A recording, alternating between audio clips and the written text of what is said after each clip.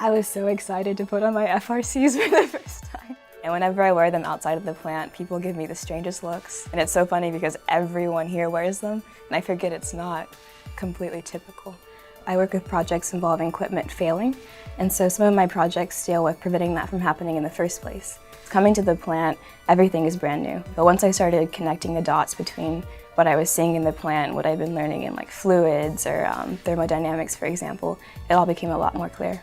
Don't know if I was at a different university, if I would be in this same position I am in. Actually, last fall I joined Promise, and one of the requirements was to go to the engineering career fair. So credit Promise for that. Majority of my time I worked with application engineering. My mentor handed me the assignment and I did all the design, and they approved it. We're using the design, so he said he'll be able to send me a picture next year when it's in the shop. So I'm excited for that. 5 years ago I was working in food service and I wasn't really happy with my life and where it was going.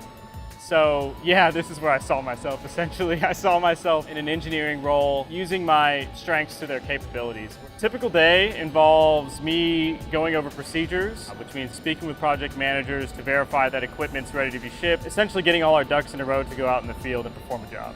We look for the top students. I think every company does. We're able to offer those top students a chance to do engineering work during the school year. So I think we get some of the best students out of U of H because of that. Well, I think the University of Houston and the Cullen College of Engineering has a good relationship with industry in general.